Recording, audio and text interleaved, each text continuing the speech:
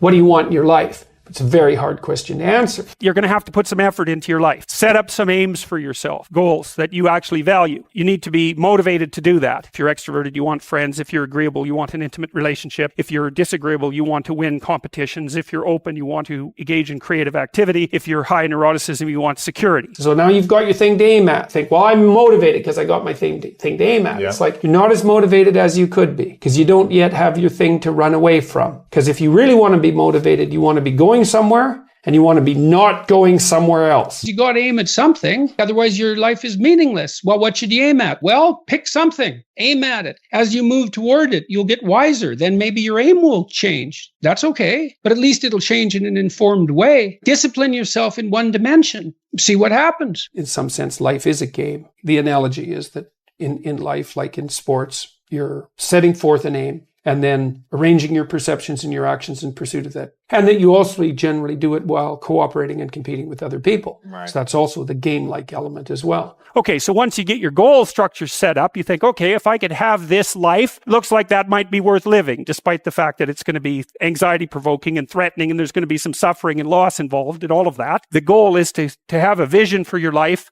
such that, all things considered, that justifies your effort. Put yourself in the right frame of mind. Treat yourself like you're someone responsible for helping. You're someone that you are responsible for helping. So what that means is you have to start from the presupposition that despite all your flaws and insufficiencies, that it's worth having you around and that it would be okay if things were better for you. It's like if you want to have everything you could possibly want and more, then be a good person. The better a person you are, the more likely that is to happen. That doesn't mean that you're completely protected against getting cut off at the knees. But there's no better strategy. Then what do?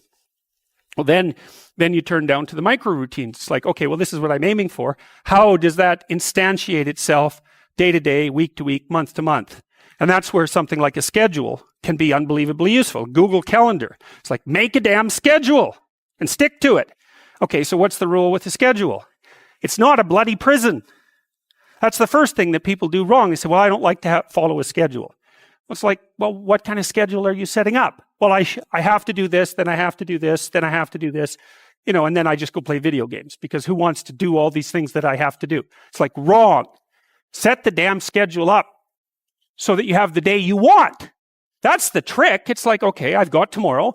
If I was going to set it up so it was the best possible day I could have, practically speaking, what would it look like?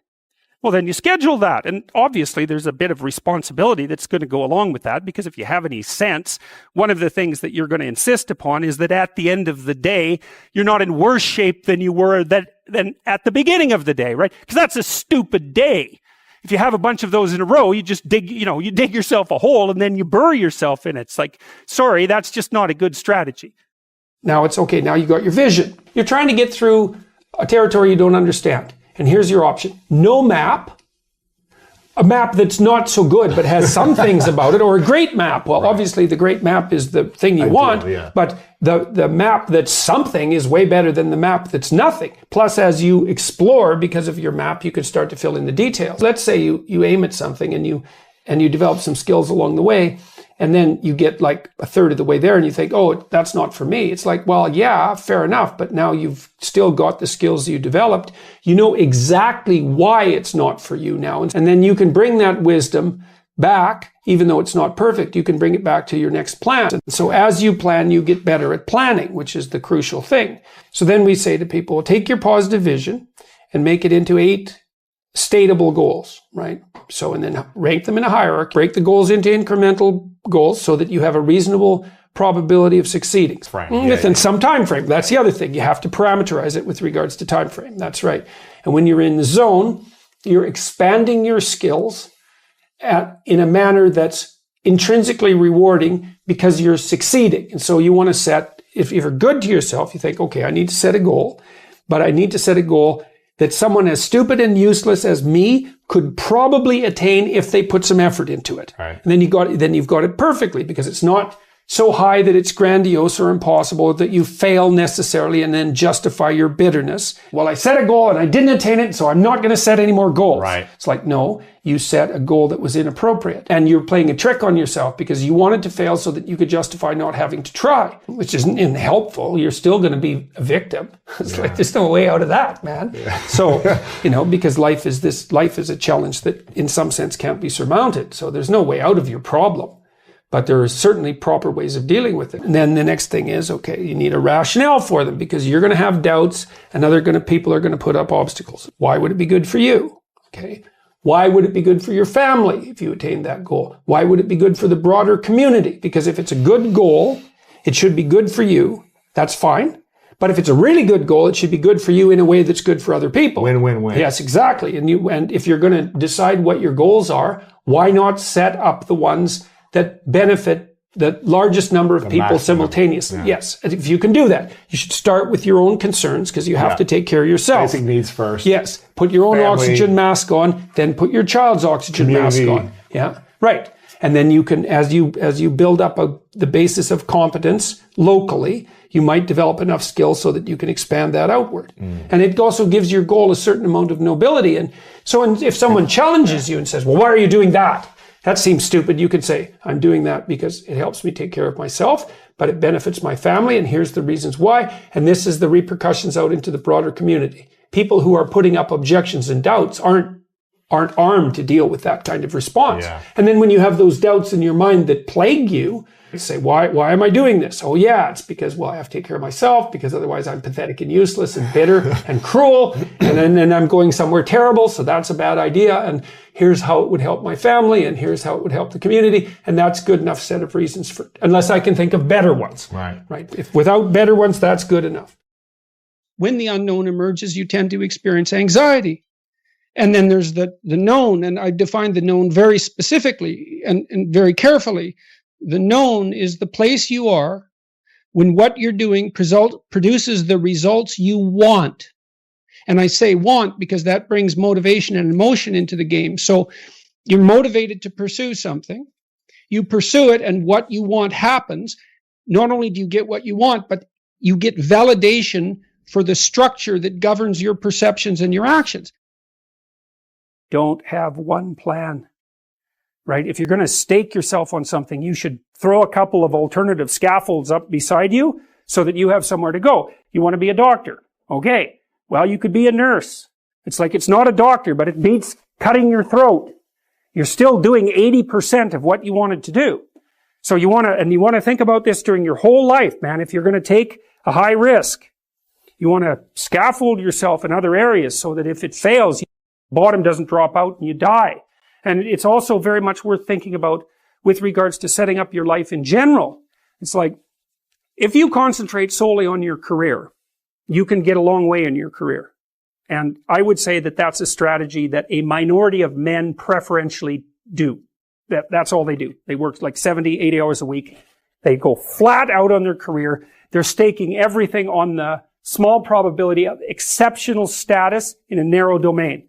But it's hard on them. They don't have a life. It's very difficult for them to have a family. They don't know how to take any leisure activity. Like, they get very one-dimensional. Now, it may be that unidimensionality is the price you have to pay to be exceptional at one thing, right? Because if you're going to be something like a genius level mathematician or a scientist, say, it's like you're in your lab all the time. You're working 70 hours a week or 80 hours a week. You're smart. You're dedicated. You're unidimensional. And that's how you get to beat all the other people who are doing that. It's the only way.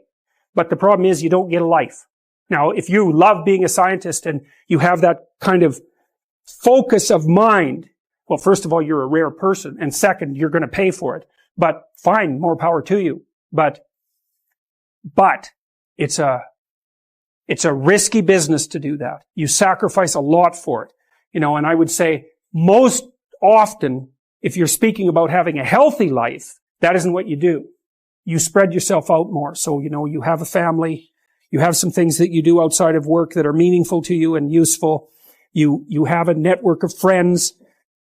Well, those 3 things alone or 4 things alone are plenty to keep you well oriented. And then if one of those things collapses, everything doesn't go.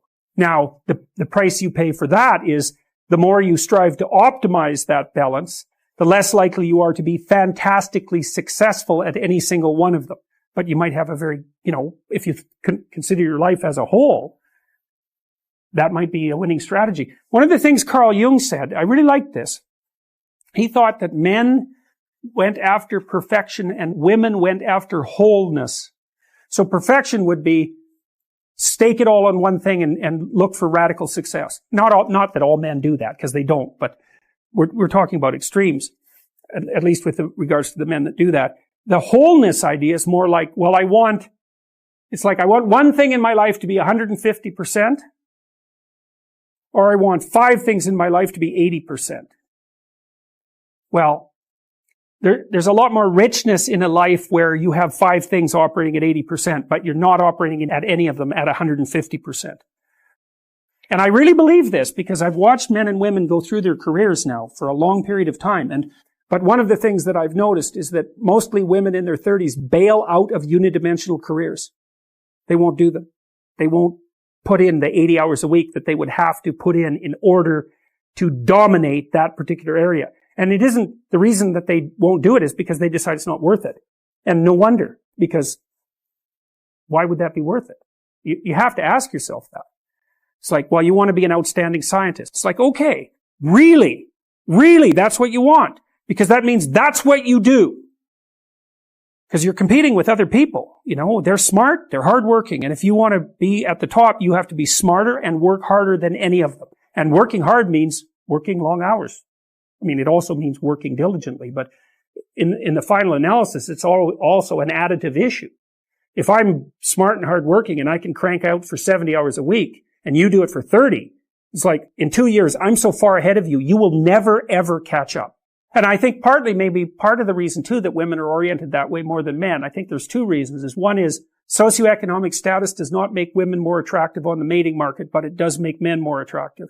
And the second is women's time frame is compressed. Right? Because guys can always say, well, I'll have kids later. And they can say that till they're like 80.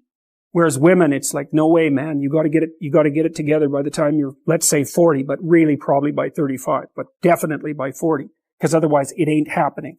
And that's bloody dreadful. There's a sacrificial element in maturation.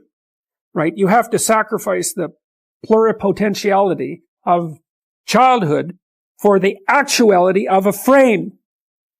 And the question is, well, why would you do that? Well, one reason is it happens to you whether you do it or not. You can either choose your damn limitation, or you can let it take you unaware when you're 30, or even worse, when you're 40. And then that is not a happy day. I see people like this, and I think it's more and more common in our culture because people can put off maturity without suffering an immediate penalty. But all that happens is the penalty accrues. And then when it finally hits, it just wallops you, because when you're 25, you can be an idiot. It's no problem. Even when you're out in a job search, it's like, well, you don't have any experience and you're kind of clueless. It's, yeah, you're young. It's no problem. That's what young people are like, but they're full of potential. Okay, well, now you're the same person at 30. It's like people aren't so thrilled about you at that point. It's like, what the hell have you been doing for the last 10 years? Well, I'm just as clueless as I was when I was 22. It's, yeah, but you're not 22. You're an old infant, right? And that's an ugly thing, an old infant. So, part of the reason you choose your damn sacrifice, because the sacrifice is inevitable, but at least you get to choose it. And then there's something that's even more complex than that in some sense, is that the problem with being a child is that all you are is potential, and it's really low resolution. You could be anything, but you're not anything. So then you go and you adopt an apprenticeship, roughly speaking. And then you become something. And when you're something, that makes the world open up to you again. Like if you're a really good plumber, then you end up being far more than a plumber. If you're a really good plumber, well, then you have some employees, you run a business, you train some other people, you enlarge their lives, you're kind of a pillar of the community, you have your family. Once you pass through that narrow training period, which narrows you and constricts you and develops you at the same time, then you can come out the other end with a bunch of new possibility at hand. Part of the proper path of development in the last half of life was to rediscover the child that you left behind as you were apprenticing. And so then you get to be something and regain that potential at the same time. You're in the situation that you're in right now, and that's not good enough. And so that's another thing that's kind of interesting about people, is they're chronically dissatisfied with the way things are. Well, that's okay, because you wouldn't be motivated to move forward if you weren't chronically dissatisfied with the way that things are. But it's kind of annoying, because you might think, well, why aren't you just happy with what you have? And the answer to that is generally, because I don't know if it's going to last. And so that's part of it. And the other is, well, if the situation shifted a bit, maybe I'd have more options. And some of that would be, it would last longer. It'd be more stable. It'd be more promising. And so you can say, well, you should be satisfied with what you have. But it's kind of really a stupid thing in some sense to tell human beings, because no matter what you have, it isn't going to solve your fundamental problem. So the problem isn't going away. And you can't just fool yourself into saying, well, what I have is great. You could say, I could have a hell of a lot less, and that would be bad. And most people have a lot less than me, and I should be grateful for what I have. That's fine. That's perfectly reasonable. But you're stuck with this chronic sense of unfinished business. And the reason for that is, well, you're permanently vulnerable. So how could it be otherwise? And even if you've got your problem solved, then there's 3 or 4 people in your family that by no means have got their problem solved. So the problem of problems never goes away. That's a good thing to know existentially too, because it helps you calibrate your life properly. Because you might be thinking, well, if I just got everything together, I'd hit some plateau of satiation and stability, and then I would just be there. It's like, no, that's never going to happen. It's never going to happen. So you might as well just forget about that. Well, maybe you want to push your damn rock up a hill. It's going to roll down again. It's like, what are you going to do? Just sit there by the rock? It's okay to be active, even if the problem you're trying to solve is not fundamentally solvable. That doesn't mean it isn't worth trying to solve.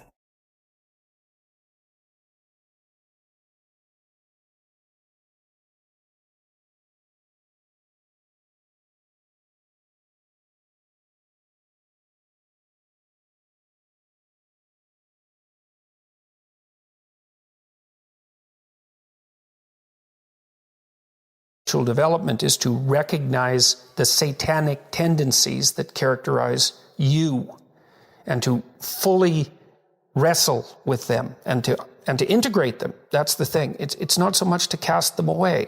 It's to transmute them. And you can see the difference between people who've done that and people who haven't, at least to some degree, because people who haven't integrated the shadow at all are naive.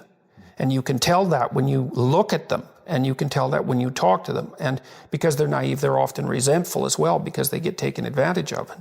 And someone who's integrated that more, they're dangerous in the martial arts sort of way, which is they're dangerous, but they don't have to use it, because their presence radiates implicit potential for havoc. And that's really necessary. It's one of the things that gives people self-respect. If you're harmless, you're not virtuous. You're just harmless. You're like a rabbit. A rabbit isn't virtuous. It just can't do anything except get eaten. It's not virtuous. If you're a monster and you don't act monstrously, then you're virtuous. But you also have to be a monster. Well, you see this all the time. Harry Potter's like that too. It's like he's flawed, he's hurt, he's got evil in him. He can talk to snakes, man. He breaks rules all the time. All the time. He's not obedient at all. But, he has a good reason for breaking the rules. And if he couldn't break the rules, him and his little clique of rule-breaking, troublemakers, if they didn't break the rules, they wouldn't attain the highest goal. So it's very peculiar, but it's a very, very, very, very common mythological notion. The hero has to be a monster. But a controlled monster. Batman is like that, it's everywhere. It's the story you always hear. If you're going to be a fighter, you have to want to win. And you have to want to hurt people. Not for the sake of hurting them. That's what makes you different than an evil person. But you have to have that capacity. You have to develop that. And, that's the step on the way to enlightenment, weirdly enough, because that isn't what people think. People have been fed this diet of pablum, rights and impulsive freedom for so long. There's just an absolute starvation for the other side of the story. There are no rights, technically speaking, without responsibilities. And all we've had for 60 years is a dialogue about rights. Well, that leaves a hole on the other side of the story. And it's a hole that's in people's hearts, essentially. Because responsibility, well, perhaps that's not more important than rights. Like I said, they're part and parcel of the same formula. But it's in responsibility that most people find the meaning that sustains them through life. It's not in happiness. It's not in impulsive pleasure. Those things blow away at the first ill wind. But to adopt the responsibility for your own well-being and to try to put your family together and to try to serve your community and to try to seek for eternal truths and to live them, that's the sort of thing that can ground you in your life enough so that you can withstand the difficulty of life. And when you tell people that, especially when you include yourself in the audience, let's say, and you're not finger waving from above, then everyone knows that it's true. There's been this attempt to identify masculine competence and power, let's say, but mostly competence with tyranny. And that's very, very hard on young men. It's also hard on young women, for that matter. But it's very helpful for people to hear that they should make themselves competent and dangerous and take their proper place in the world, because it's the alternative to being weak. And weak is not good. The people who shoot up the high schools, they're weak. They're weak. And life is a very difficult process, and you're not prepared for it unless you have the capacity to be dangerous. That doesn't mean that you should be cruel. It doesn't mean any of that. There's a statement in the New Testament, the meek shall inherit the earth. But the meek isn't well translated. It means something more like, those who have swords and know how to use them but keep them sheathed will inherit the world. That's a way better way of thinking about it. You have to be powerful and formidable and then peaceful, in that order, right? And that's not the same as being naive and weak and harmless, which is what young men are being encouraged to be. It's like, that's a very bad idea.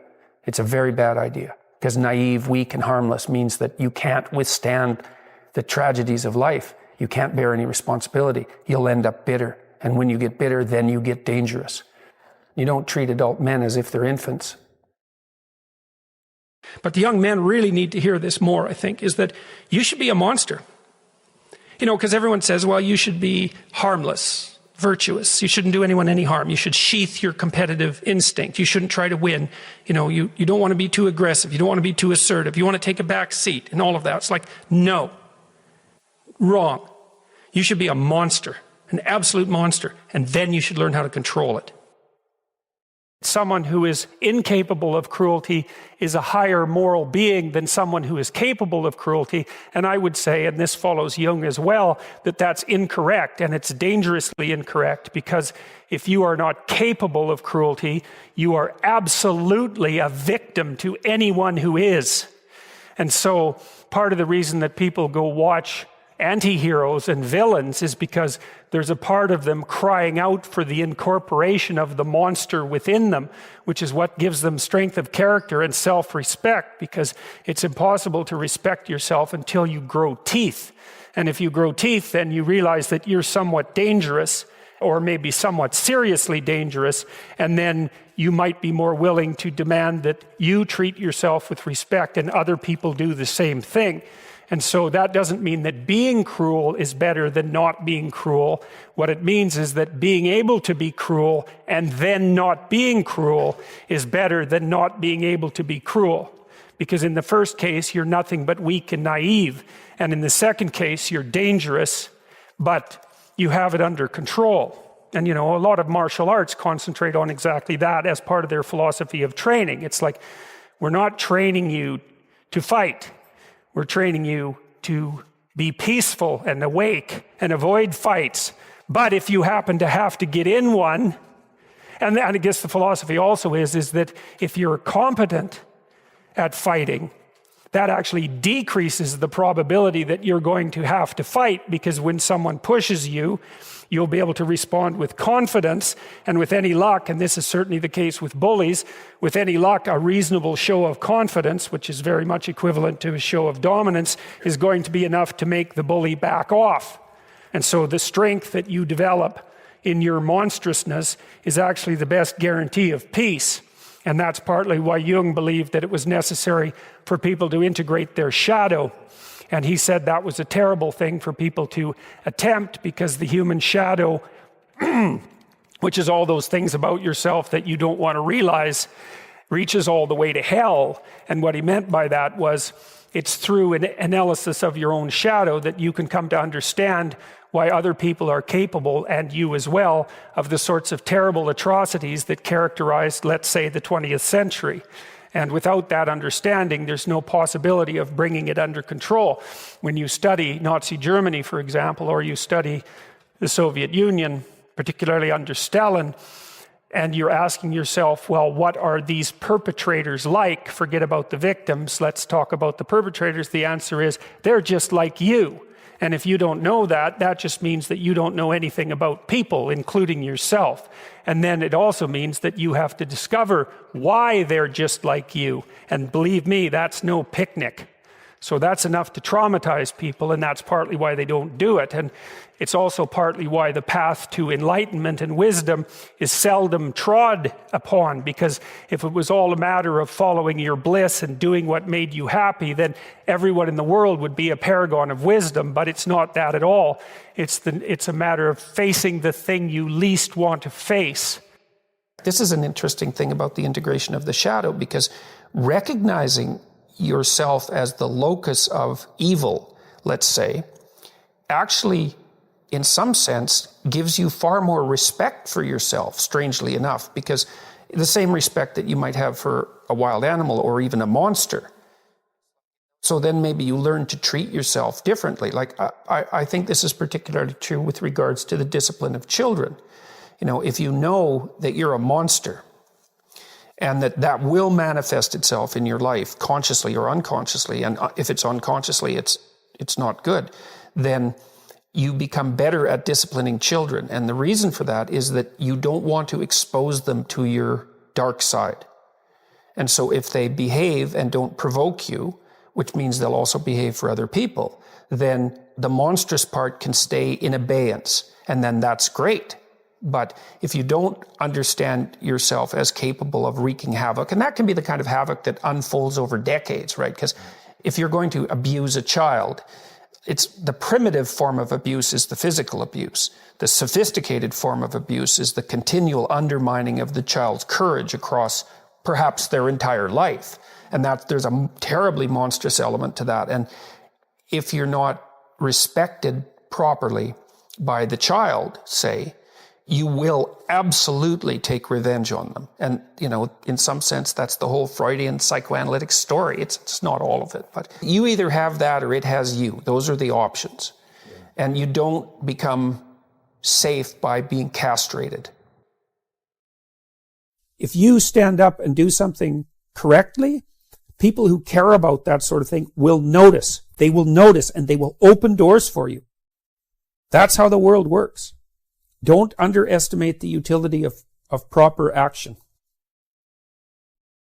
The goal for young people is to turn themselves into someone, for each person to turn themselves into a person who stands up straight and who pays attention and who can think and who can speak and who can act in relationship to the highest good they can conceive of. And that, I believe that that's a way of being that's noble enough so that if it's enacted, it also takes the sting out of the tragedy of life.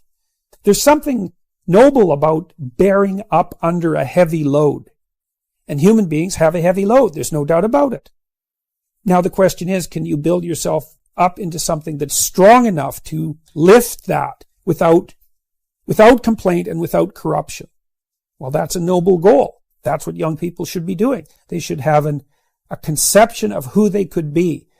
And that conception should be something like, if I could be like that, everything would be worthwhile. That's what you want to aim at, because you want to make everything worthwhile. And so do it. Money has done as much for you as it can do by the time you can pay your bills. It's like, well, define wealth. All right, that's easy. Heat in the winter. Mm-hmm. Air conditioning in the summer. Running water. Right? Reliable shelter, and the provision of high quality food. Once you've got those, and then we could add to that, access to all the world's information. Okay. Everyone has that virtually. Unless you've fallen right out of society. maybe we could add reasonable access to healthcare to that. Although for most people, especially if they're young and healthy, that's irrelevant. But once you have those first 6 things, indoor plumbing, for example, you're already overwhelmingly rich by historical and even worldwide standards. You're already in the top 0.1% of all the human beings that have ever lived. And incremental movement past that just doesn't make that much difference, So maybe you have a 10-year-old Hyundai Sonata. I have one of those. It's like, well, I could have a McLaren. But the incremental difference when we're stuck in a traffic jam is 0.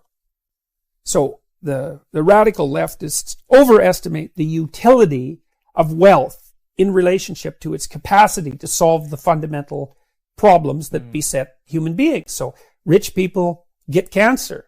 Rich people get divorced. Rich people get estranged from their children. They develop drug and alcohol problems. Like they're sued constantly for what they're doing. They're engaged in legal battles, and their lives tend to be extraordinarily complex because it's not easy to handle money. It disappears, man. If you don't keep an eye on it, if you're not watching it and monitoring it and earning it, generally speaking, it disappears. And that most family fortunes disappear in 3 generations. And most Fortune 500 companies only last 30 years.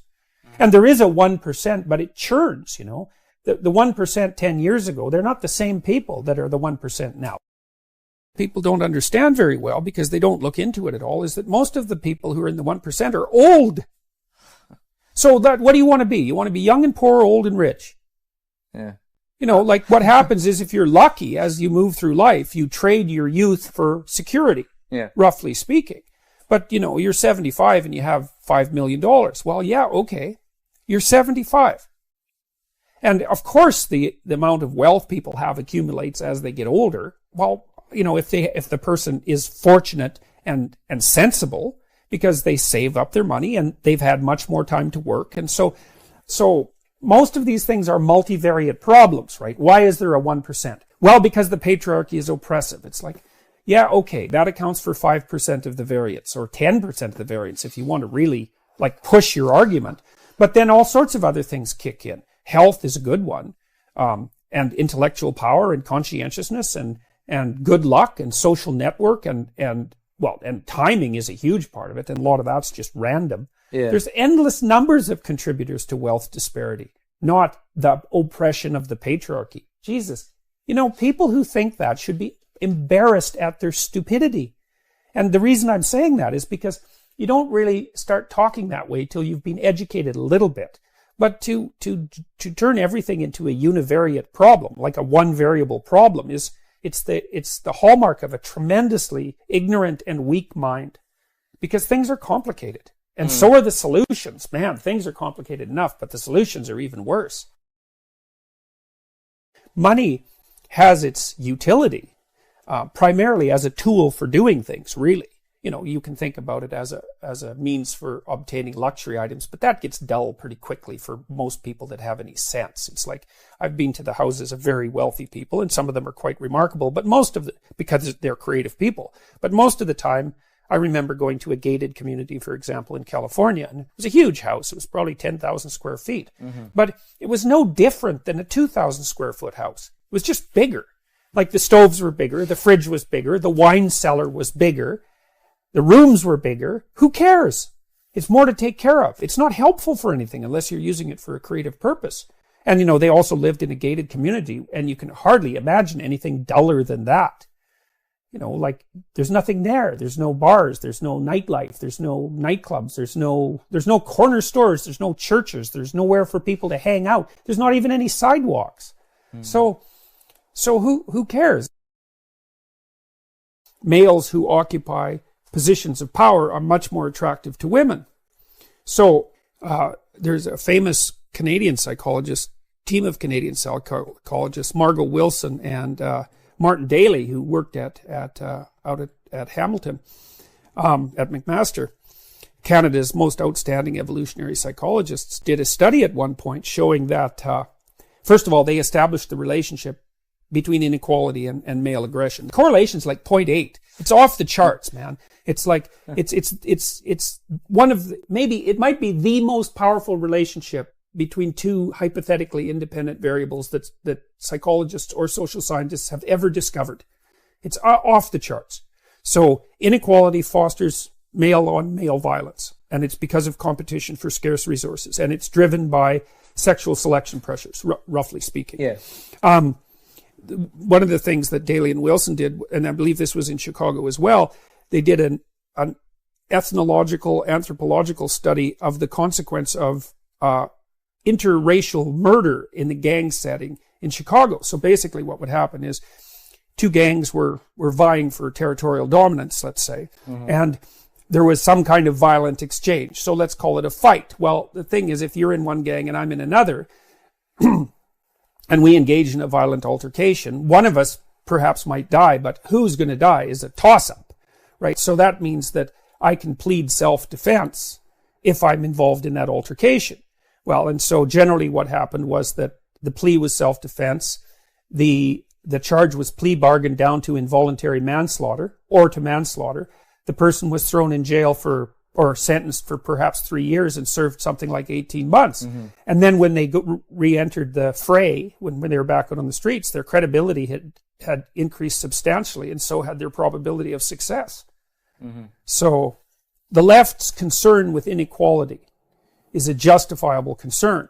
The problem is we don't know what to do with it. We don't know what to do about it. It's very difficult to shovel money and other resources, because it isn't only money that this sort of process applies to. It's very difficult to shovel resources from the pile at the top down to the many at the bottom who are hovering around zero. Yeah.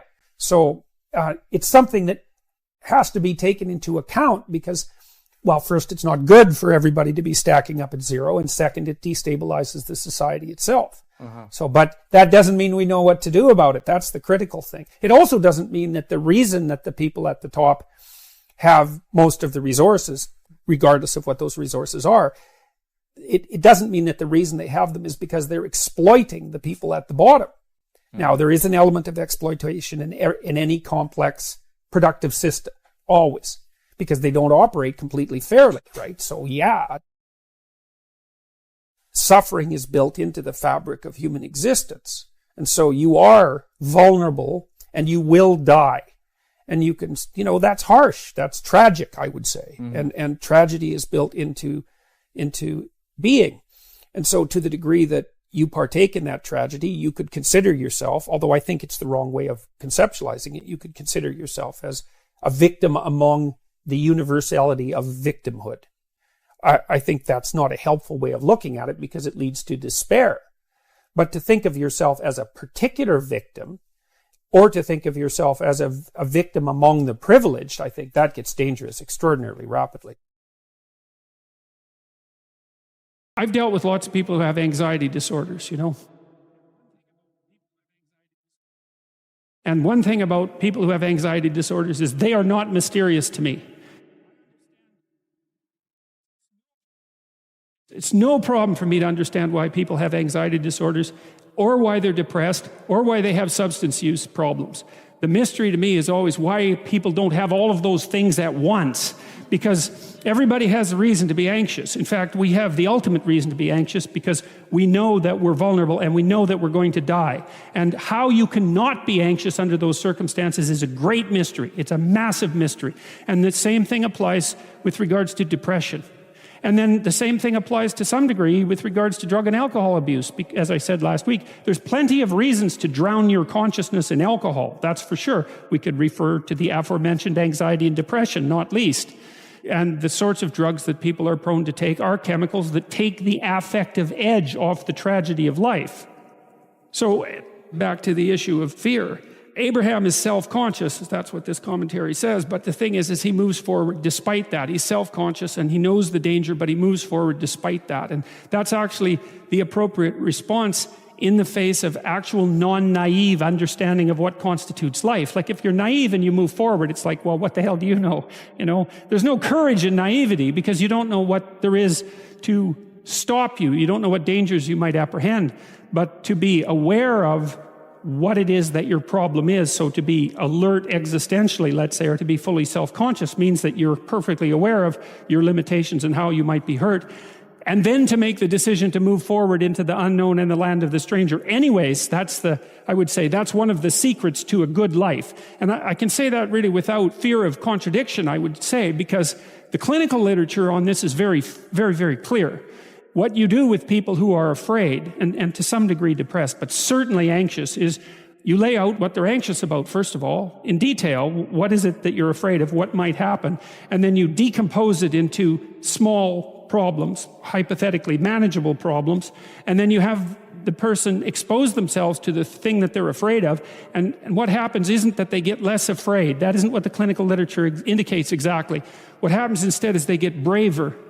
And that's not the same thing, right? Because if you get less afraid, it's like, well, the world isn't as dangerous as I thought it was, silly me. If you get braver, that's not what happens. What happens is, yeah, the damn world's just as dangerous as I thought, or maybe it's even more dangerous than I thought, but it turns out that there's something in me that responds to taking that on as a voluntary challenge and grows and thrives as a consequence. And there's no doubt about this. Even the psychophysiological findings are quite clear.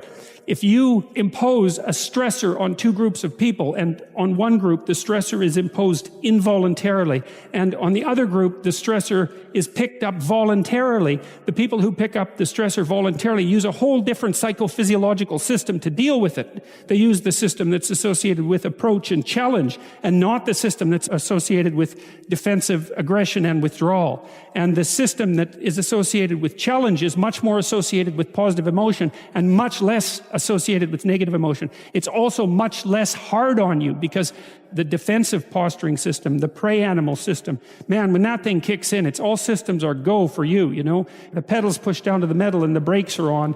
You're using future resources that you could be storing for future time right now in the present to ready yourself for emergency. So there's nothing simple or trivial at all about the idea of being called to move forthrightly forward into the strange and the unknown. And there's a real adventure that's associated with that, right? So that's an exciting thing, which is part of the reason why people travel.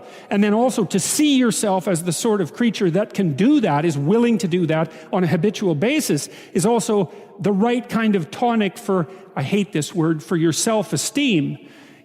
Because the self-esteem has nothing to do with feeling good about yourself. As I already mentioned, there isn't necessarily a reason why a priori you should just feel good about yourself. But if you can view yourself acting in a courageous and forthright manner and encountering the world and trying to improve your lot and taking risks, in a non-naive way, well, then you have something that you can comfort yourself with at night when you're wondering what the whole damn point is of your futile and miserable life.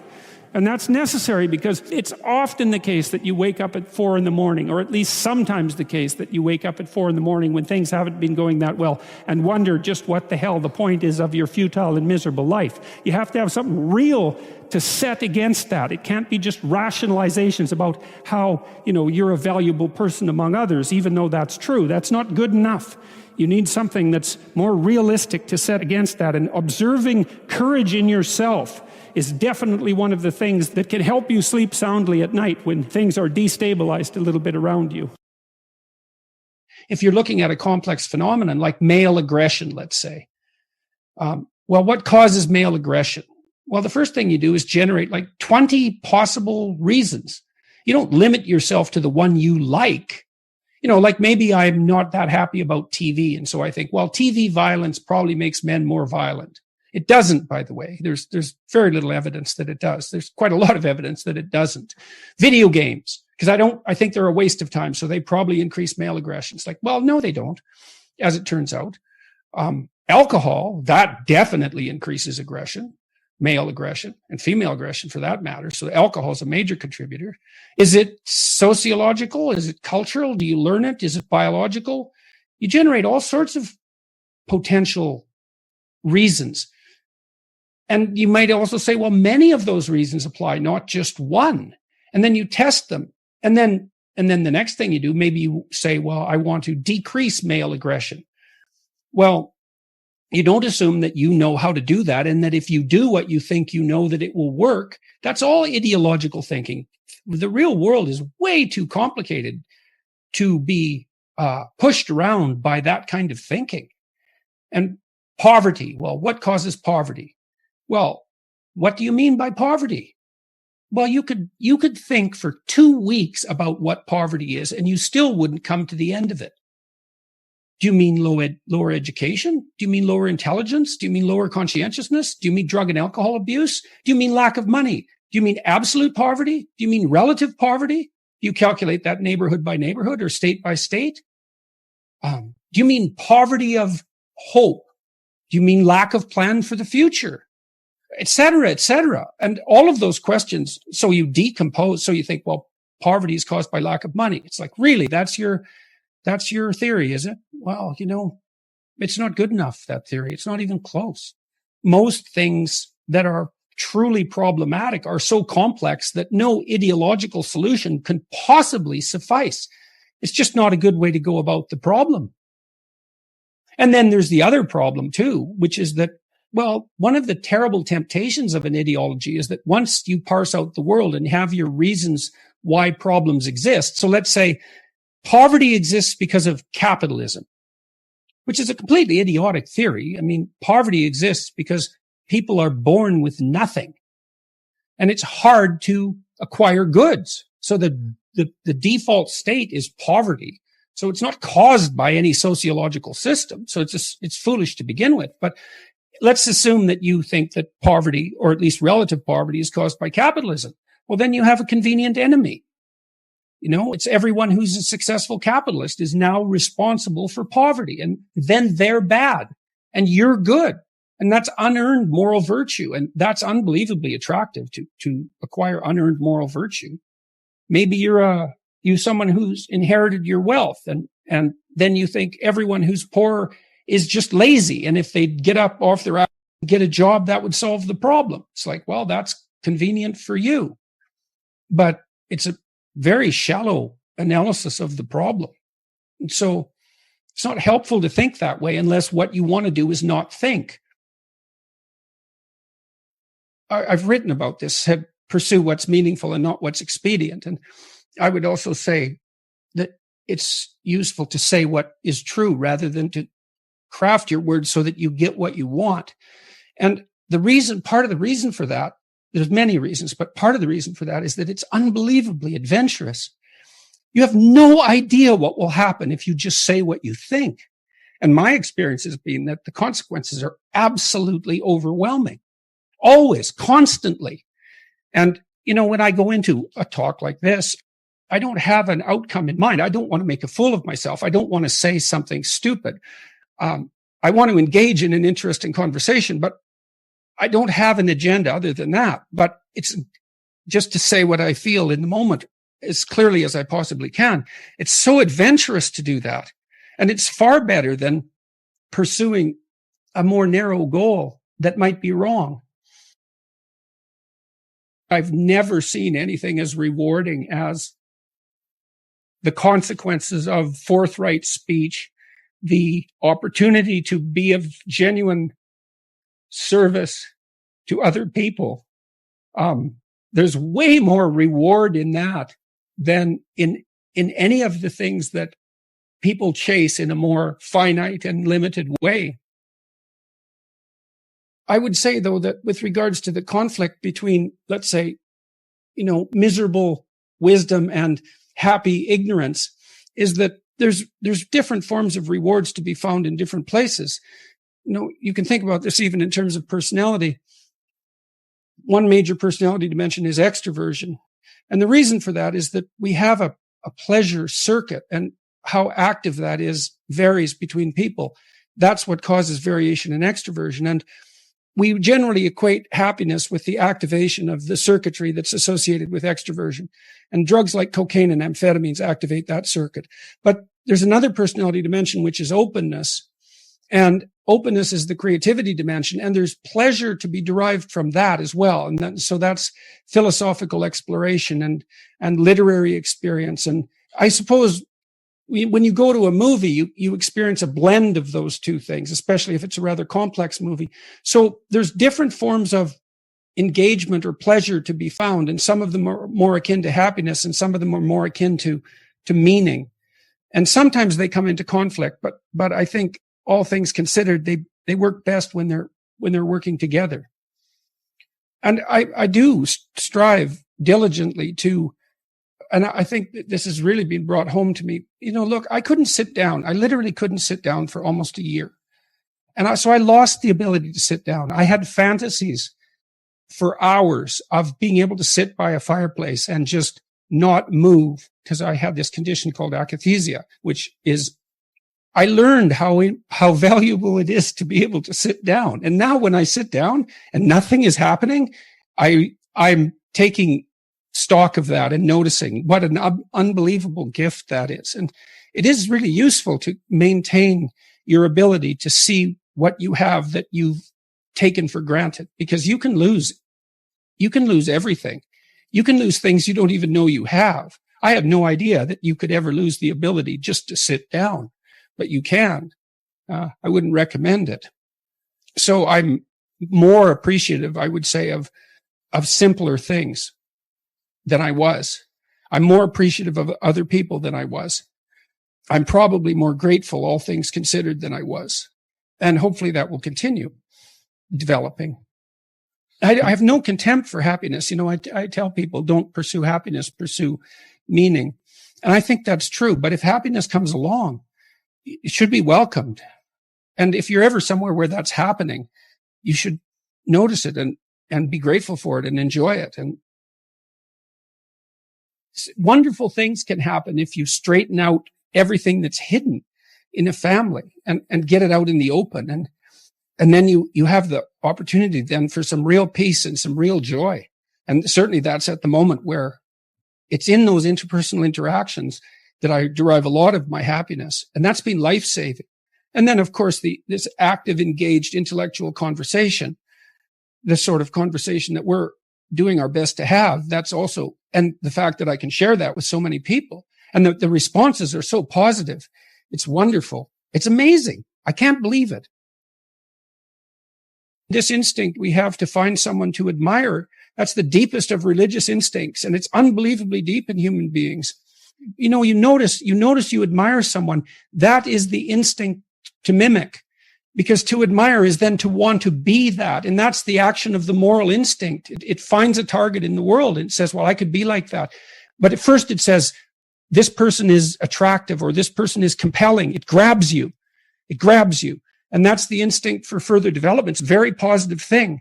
It can be a very positive thing. If you limit someone's free speech, not only do you limit the rights of the person who's speaking, but you limit the rights of those who could have heard. And it seems to me that I believe that people have the intelligence to make up their own minds and that they should have the information presented to them. My experience has been that people are far more intelligent and perspicacious than we generally assume. They come to the right conclusions.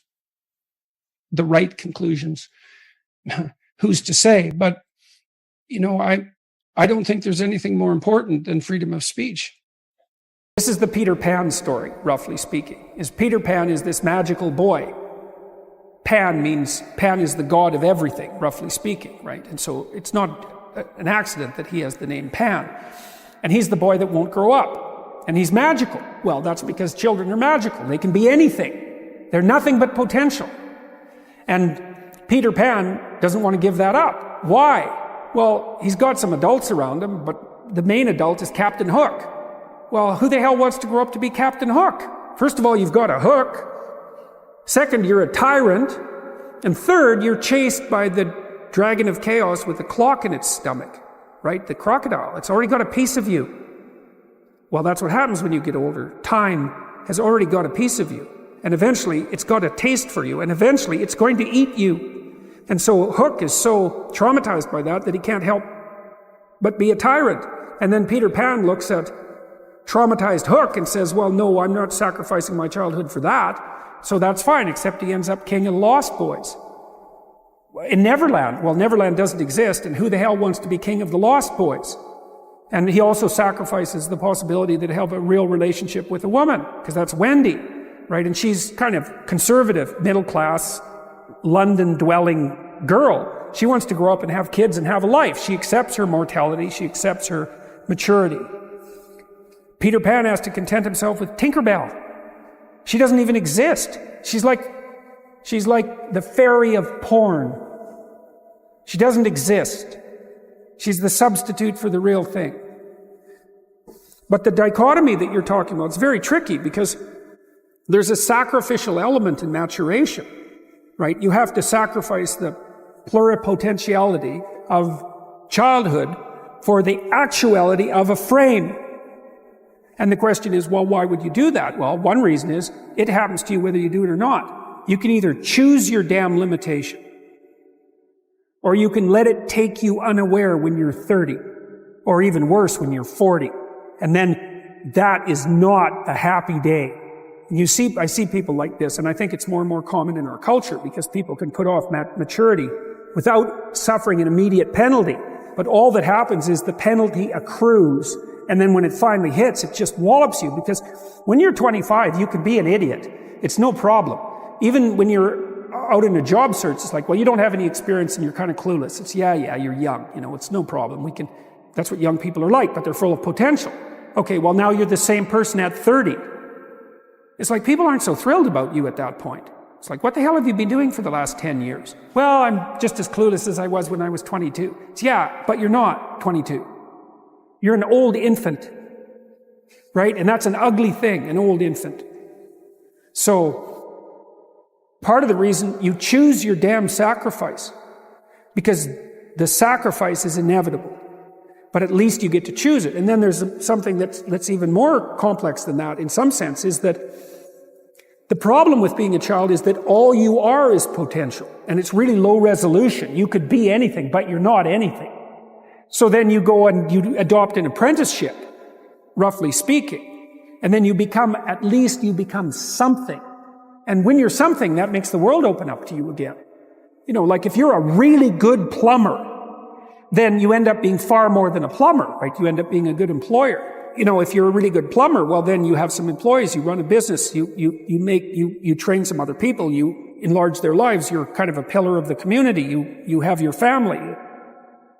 Once you pass through that narrow training period, which narrows you and constricts you and develops you at the same time, then you can come out the other end with a bunch of new possibility at hand. And Jung talked about that. He thought that part of the proper path of development in the last half of life was to rediscover the child that you left behind as you were apprenticing. And so then you get to be something and regain that potential at the same time. Very, very smart. Well, he was very, very smart. So that's very wise thing to know. So, yeah. Sacrifice. You get to pick your damn sacrifice. That's all. You don't get to not make one. You're sacrificial whether you want to be or not. That's a good thing to know as well. Aimless is not nothing. Aimless is bad. Nietzsche said if you had a why, you could bear any how. Most people find the meaning in their life through responsibility. I believe the fundamental religious truth of the idea that life is suffering. It's suffering because we're mortal and fragile, and because we're also subject to malevolence at our own hands and at the hands of others. It's a constant existential problem. And that can make you bitter and can make you hopeless and nihilistic and depressed and anxious and likely to abuse substances of various sorts as a medication or an escape. It can augur you in a very large number of ways. And I'm suggesting to people that there is a way out of that. And the way out is to confront that forthrightly and to adopt responsibility in your own life and to try to make the world a better place, and that it's necessary to do that. And that if you don't do that, that things go badly. I think the deck is stacked against everyone to some degree because life is very difficult and we all die. But some people do have it harder than others. And all of us have it very hard at some times in our lives. It's like, well, what's the alternative? You take responsibility for that and try to struggle uphill, because the alternative makes everything worse. Find something in your life that's so worthwhile doing that the fact that you're going to suffer is justifiable. Yeah, life's rough, no doubt about it. And if good luck comes your way, then you should be grateful for it. And if happiness manages to manifest itself, you should be grateful for that too. So then you might ask yourself, well, what's the best antidote to the discomfort of life? And you might say, well, it's comfort.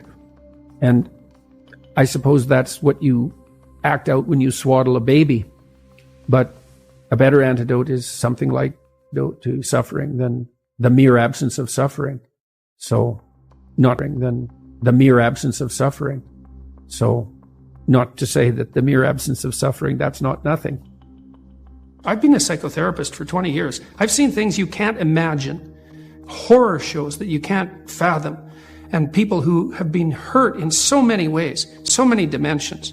It's like, should they be bitter? Should they be resentful? Should they become violent? These things don't help. They have to struggle uphill despite their excess burden. And it's responsibility, not guilt. It's the female crucifixion. So, and that's exemplified best in, well, the best portrayal of that I've seen is Michelangelo's Pieta. You know, it's a statue of Mary, and she has Christ's body on her, as an adult, on her lap, and he's broken and destroyed, and, you know, she's displaying that. And that's the bravery of a mother to allow that to happen. But not only that, to facilitate it. Where you go, kid. Where you go. Well, why? It's dangerous out there. It's like, yeah, no kidding. More dangerous here if you stay with me by a lot. So you might lose your body out there in the world, but if you stay here, you lose your soul. You know, I mean, it's a pretty competitive world. There's lots of competition for young men in particular. There's competition for status and limited resources and for the attention of women. And just because you're nice doesn't necessarily mean that you come out particularly well in those competitions. I would like to say that you should all be smarter, but I don't know how you could be smarter.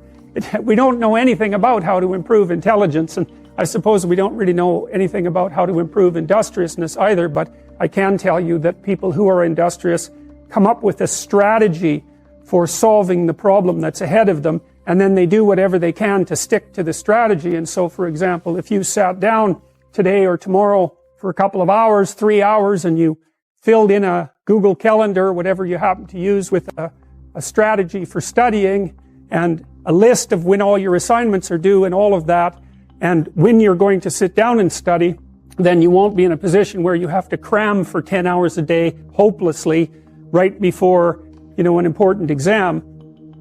It's beautifully put that love is the highest ideal to reach for, and truth is... It's handmaiden. I thought about that for a long time, right? This hierarchy of ideal. And the thing about truth, that bitter truth, let's say, that cynical truth, is it can break the shackles of naivety.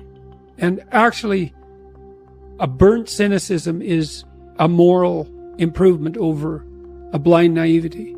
Even though one is in some ways positive, but only because it's protected. And the other is bitter and dark, but still better. But you're not done at that point. You're just barely started. I think optimally we exist to have something like a playful adventure, right? We're built for an optimal challenge. It's partly why we like to play, because in play you find an optimal challenge. It's almost like the definition of the play. And so if you can organize yourself and the world optimally, then you have adventure. And maybe have the adventure of your life. And if you can do that brilliantly, then you can do it in a spirit of play. That's what you need and want. I saw in endless repetition in my clinical practice and in my own private life, when my eyes were open, the consequences of not saying what was true. It's like whatever hell you might fall into by opening your mouth when you have something to say that isn't popular, it's nothing like the hell that you're going to envelop yourself in if you lose control of your own tongue and mind. And like I said, in my clinical practice, I never saw anyone get away with anything even once. And so all you have in a situation like that is what is the truth. Now, you know, of course, you only have your approximations to the truth, but that's better than nothing. And so you need to be afraid of the right thing, and you should be afraid of contaminating your soul with deceit. That's what you should be afraid of. What happens is, you know, garbage in, garbage out, the old programmer saying goes. And so You'll fill your head with nonsense and no one will call you on it except you, but you can still that voice if you try hard enough. You just wait until you get in real trouble. You know, one day there'll come a point where you have to make a decision, and the decision is the difference between life and death, or worse, between someone else's life and death, or worse, between health and the suffering that's worse than death. And because you've compromised yourself to such a degree, you will not be able to rely on your judgment, and you will make the mistake you shouldn't make. And then you're done. And that will absolutely happen. Yeah, well, I mean, you set what's great against what's tragic. Yeah. I mean, what else could you possibly do? And so then you say, well, how do you find what's great in your own life? And part of that is you watch. It's like, when is it that I'm doing something that alleviates my suffering? Right? It's a real, you have to ask that question to yourself honestly. One of the things you have them do is say, well, why don't you just watch for a week? Like, watch yourself like you don't know who you are, and just see when you're not quite as miserable. Yeah. And then let's see if we can figure out what it is about what you're doing in that situation that's lifting the gloom. It's like, okay, there's something in that that's curative, right? And that's something in that that's curative is related to, well, you might say your purpose. It's like maybe part of the reason you're depressed is because you're too isolated. Well, now we can work on that. So let's see if we can increase the amount of time you're spending with your friends by like 20%. Or maybe you need a couple of new friends. Or maybe you need to work on your comic material, you know, because you can set that against the tragedy of life.